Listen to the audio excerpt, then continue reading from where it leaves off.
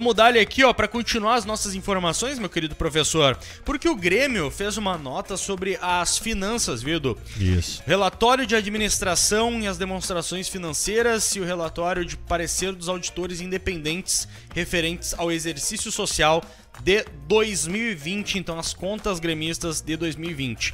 E eu vou ler aqui na íntegra, tá? No referido período, o clube obteve uma receita operacional bruta total de 489 milhões de reais, ficando apenas 1,5% abaixo da receita obtida em 2019, que foi de 497 milhões de reais. Então o Grêmio ficando ali na casa da receita bruta dos 490 milhões de reais.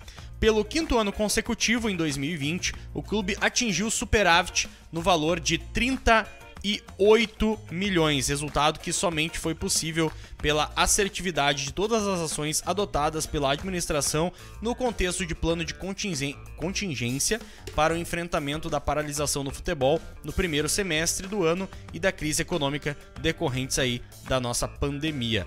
Professor, o Grêmio mais uma vez com um balancete positivo, né? Então, é justamente isso que a torcida estranha, né? Porque daí a gente consegue fazer uma administração muito boa, assim, a gente tem um equilíbrio financeiro incrível e nisso eu só posso ter elogios pro Romildo Bolzan, porque, cara, é muito complicado tu ter um time endividado, né? E o que a gente mais vê no futebol é times tão extremamente endividados e que daí vão lá e contratam mais caras e tu não sabe de onde é que tá vindo essas contratações e em algum momento essa bolha vai estourar, cara. Em algum momento isso vai dar problema. E eu tenho certeza, assim, ó, o Grêmio ganhou a Copa do Brasil, ganhou a Libertadores, a gente poderia ter ganho mais uma Copa do Brasil agora. E uma coisa não elimina a outra, né?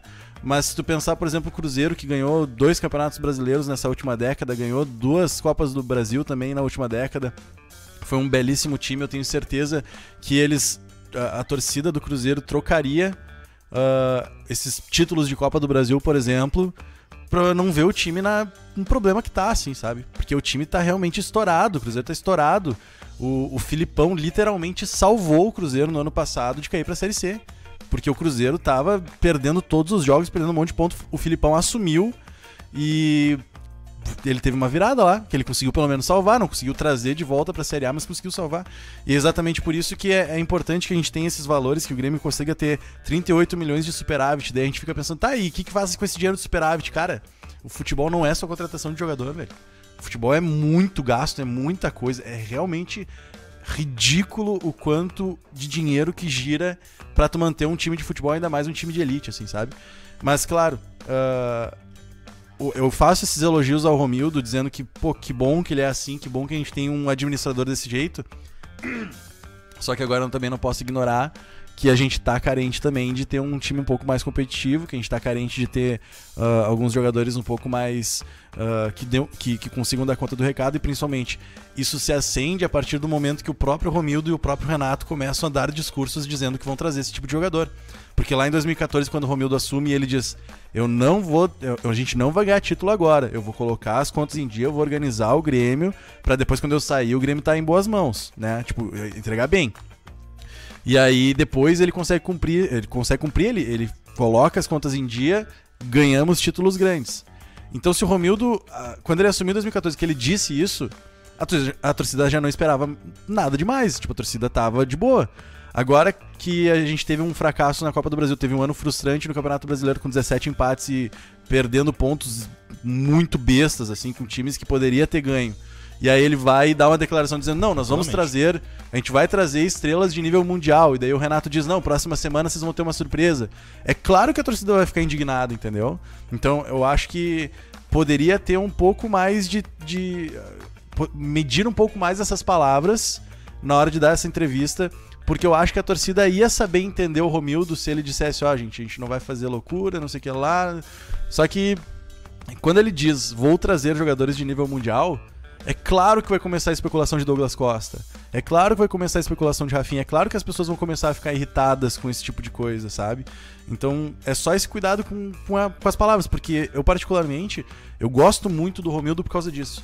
Porque eu já vi o Grêmio quebrado. Porque Porque eu já vi o Grêmio passar aperto. E agora tu ter um 38 milhões de superávit é uma baita de uma notícia, cara. E quem acha ruim ter o superávit é porque realmente não tá completamente alheio, assim, sabe? Completamente alheio. Então, é interessante que a gente tenha um presidente administrador desse jeito, mas ele tem agora que cumprir com as outras coisas que ele tem dito. Se ele me prometeu uma estrela de nível mundial, então que ele traga essa estrela de nível mundial e que faça isso funcionar, né? É um processo, né, Edu? É um processo, porque tu imagina, tinha uma possibilidade de, sei lá, vou chutar números aqui, tá? 100 milhões em dívidas. E aí tu começa um processo de superávit, ser superavitário, ter mais dinheiro sobrando, e aí tu vai pagando contas, até tu chegar num nível de 0-0, digamos assim, na questão de contas a pagar. E aí, evidentemente, todo o dinheiro que entraria e que antes serviria para pagar contas, a partir do momento que tu está no 0-0, tu começa a reinvestir esse dinheiro, essa grana, diretamente para o clube. Não é o que acontece, por exemplo, eu vou te dar 3 exemplos aqui. Cruzeiro, Vasco, Botafogo. Onde está o Vasco? Onde está o Botafogo? Onde está o Cruzeiro? E aí, professor, nesse processo de estar no 0-0, eu acredito que está cada vez mais próximo esse momento do 0-0 no Grêmio, em que o Grêmio vai poder só reinvestir tudo que consegue lucrar com a venda de jogadores, né, professor? Perfeito. Cara, é só a gente pensar assim, ó, teve a venda do TT. Se a gente não tivesse com superávit, essa venda do TT ia se transformar em pagamento de dívida. Só que como o Romildo conseguiu organizar as finanças do clube, tu pega esse dinheiro do TT e tu investe no clube de novo. Então agora a gente tem as instalações da base que são de ponta, cara. Tipo, a formação de base do Grêmio é muito boa. É realmente muito boa. Sempre surgem muitos talentos na base do Grêmio e agora eles estão bem cuidados. Eles têm um espaço lá, cara, que, pô, é bom de morar lá, cara. Eu queria morar lá naquele lugar, meu. Tem academia lá, tem, pô, os campos lá. Muito bom, cara, tá muito bom. Então é pensar nisso, sabe? Tipo, a administração do Romildo, ela tem sido tão boa do ponto de vista financeiro que a gente consegue crescer como clube. Não é pagar dívidas, não é ficar sempre correndo atrás da máquina, sabe? E isso é importante também. Edu. Cara, é fundamental, né? O Grêmio hoje começa a cogitar Douglas Costa, o Grêmio começa a cogitar o especular Rafael Carioca, Rafinha, os nomes assim, se vai vir ou não é outra história. Mas o Grêmio hoje tem essa possibilidade de fazer esse tipo de investimento porque tem toda uma organização para chegar aí, né? O Grêmio hoje se organiza muito bem. O Grêmio dá aula de administração de clube de futebol, que o Romildo fez no Grêmio, é uma coisa impressionante, né? Tem seus defeitos, mas o Grêmio administrativamente está muito bem e os reflexos estão aí nesses números, né, César? E aqui tem comentários sobre isso, viu, professor? Da Bea Leal, por exemplo, que diz o seguinte: quem diz hoje que o Romildão não é bom para o Grêmio, tá cometendo um erro terrível. E ela completa: o futuro do Grêmio vai ser muito bom graças ao Romildo, e quem vai levar os créditos vai ser o próximo presidente. Sim. E tem uma outra coisa também, né? A própria mídia do resto do país olha pro Grêmio, os outros clubes olham pro Grêmio e veem o Grêmio como o grande exemplo a ser seguido, assim, né? Então isso também é positivo. O Grêmio sempre aparece na mídia como algo positivo, sabe? Então isso é bom até pra questão de marketing do clube também, sabe? Então é um grande sistema que tá todo interligado e que tá todo caminhando bem. Agora a gente só precisa fazer as contratações pontuais, ter um pouco mais de assertividade na contratação, em vez de daí gastar dinheiro com alguns jogadores que não estão rendendo, conseguir ser um pouco mais cirúrgico na contratação para que isso se converta em títulos de fato, porque o Grêmio, o Renato sempre fala, o Grêmio tá sempre chegando, tá, mas tem que chegar e ganhar, como ganhou na Copa do Brasil de 2016, ganhou a Libertadores de 2017. Ah, mas não dá pra ganhar sempre. Concordo 100%, mas tem que chegar e ganhar, não adianta só dizer e se apegar nesse discurso de que estamos chegando, né? Então, esse sistema todo, ele tem que culminar também nesses títulos dentro de campo. Por isso que eu até falei, né, professor? Tá chegando, acredito, no momento de 0-0. E é aí que você tem que ter um equilíbrio, né? Você tem que ter um equilíbrio. Quando tu consegue ter uma melhora financeira, cada vez mais, porque o Grêmio não é uma empresa para se obter lucro. Essa que é a questão. Só que o que muita gente confunde é que, mas então foi superavitário. Como é que foi superavitário se não é uma empresa pra obter lucro? Como isso? Então não pode ter superávit. Não, superávit que tinha era só pra pagar conta, velho.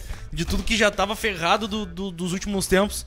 Então, assim, agora, chegando próximo no 0-0, pô, o Grêmio vai melhorar a estrutura, como já tá melhorando pros guris. Daqui a pouco melhora a estrutura pro profissional, né, Edu? Daqui a pouco faz um CT melhor ainda. Daqui a pouco tem a questão da gestão da arena, porque daí a gestão da arena não vira mais um problema, vira uma questão do Grêmio poder ter seus próprios comandos, né, no seu estádio. Daqui a pouco vira uma questão, como foi nos clubes do Nordeste, pelo menos o Fortaleza, que eu lembro, de ter uma marca própria, por exemplo, de material esportivo. Pô, tem essas coisas que viram possíveis com o tempo, mas que não seriam se o Grêmio toda hora tivesse que só pagar a conta ou nem conseguisse pagar a conta, né, rapaziada? Então, até por isso, fico pensando nessa questão de contratações. Né? Até não dei muito a minha opinião, Edu. Já completo. Eu só não dei muita opinião da questão do Rafinha.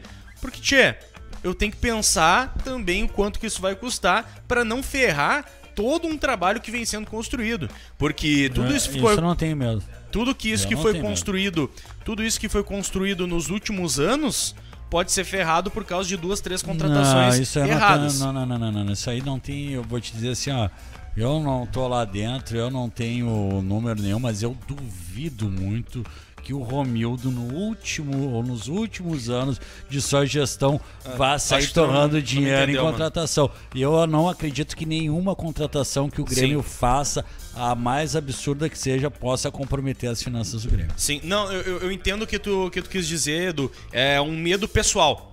Sim, mas não precisa ter. Teria esse medo. Não precisa ter. O Romildo, ele chega a ser... O Romildo é...